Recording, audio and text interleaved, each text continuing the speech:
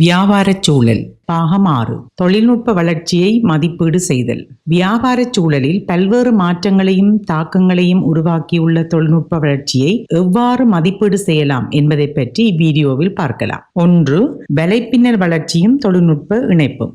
இணையதளமானது வியாபாரங்களையும் மக்களையும் ஒன்றிணைக்கின்றது. தபால் முறை மற்றும் ஏனைய பாரம்பரிய தொடர்பாடல் முறைகளுக்கு மேலதிகமாக புதிய இலத்திரனியல் தொழில்நுட்பங்கள் உருவாக்கப்பட்டுள்ளன. நிறுவனத்தில் பணியாற்றும் ஊழியர்கள் சிறிய கொண்டு செல்லும் கருவிகள் ஹேண்ட் ஹெல்ட் டிவைசஸ் மூலம் தாம் செல்லுகின்ற இடங்களில் தரவுகளை திரட்டி நிறுவனங்களுக்கு வழங்குகின்றார்கள். புதிய விற்பனை முறைகள், வாடிக்கையாளர் உறவு பேணும் புதிய தகவல் தளங்கள் உருவாக்கப்பட்டுள்ளன. தகவல் தளமும் வலைப்பின்னல் தொழில்நுட்பமும் ஒன்றுடன் ஒன்று தொடர்புபட்டு வியாபார வளர்ச்சிக்கு உதவுகின்றன. தனியார் மற்றும் அரசு துறை இரண்டிலும் வாடிக்கையாளர்கள் தரவுகளை பெற்றுக்கொள்வதற்கு மின் இலக்க டிஜிட்டல் தரவு பரிமாற்றம் உதவுகின்றது. மின் ஆளுகை ஆட்சி இ-கவர்ன்மெண்ட் மற்றும் அரச தரவு தளங்கள் தகவல் பரிமாற்றத்திற்கும் அரச கருமங்களை இலகுவாக மேற்கொள்வதற்கும் உதவுகின்றன. இதனால் வலைப்பின்னல் வளர்ச்சியையும் தொழில்நுட்பங்களின் இணைவையும் கொண்டு தொழில்நுட்ப வளர்ச்சியை மதிப்பீடு செய்யலாம். 2.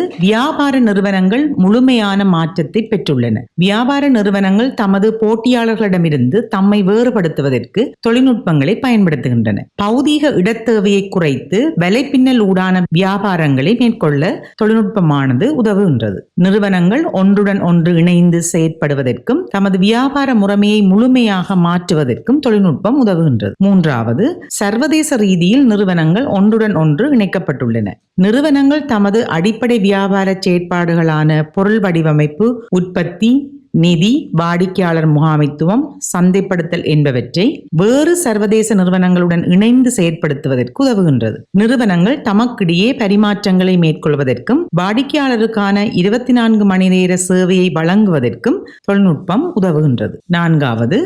தரவு சார்ந்த அறிவு முகாமைத்துவத்தின் வளர்ச்சி. தரவு மற்றும் தகவல் முகாமைத்துவத்தில் புதிய முறைகள் அறிமுகப்படுத்தப்பட்டுள்ளன. இலத்திரனியல் கடன் அட்டை, இலத்திரனியல் சொல்லகராதி, தரவுகளை ஆய்வு செய்வதற்கான மென்பொருள், சேவைகளை முன்கூட்டியே பதிவு செய்யும் முறைமை, கணனி விளையாட்டுகள், குறுகிய காலத்தில் பொருட்களை உற்பத்தி செய்து வழங்குதல் போன்றவற்றிற்கு தரவு மற்றும் தகவல் முகாமைத்துவத்தின் அதிகரித்த வளர்ச்சி உதவி புரிகின்றது. உதாரணமாக, பல்பகுதி கடைகளில் பொருள் விற்பனைகளை இலகுவில் பதிவு செய்வதற்காக பயன்படுத்தப்படும் பார்கோட் ரீடர், பட்டை குறிப்படிப்பான் என்னும் இயந்திரமானது பொருள்களின் பொதியில் காணப்படும் பண்டக்குறி பார்கோட்களை வாசித்து தரவுகளை பொருத்தமான தகவல் தளத்தில் பதிவேற்றம் செய்வதனால் வியாபார முகாமைத்துவம் இலகுபடுத்தப்பட்டுள்ளது.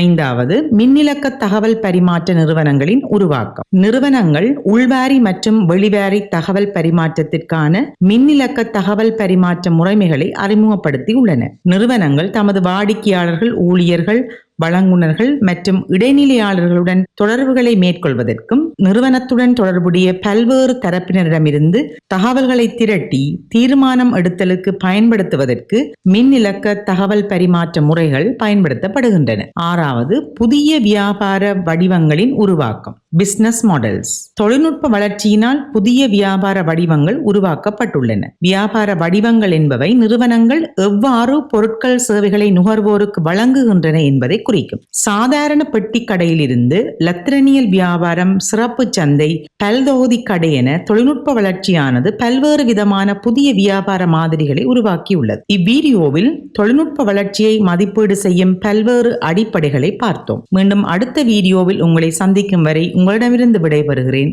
நன்றி, வணக்கம்.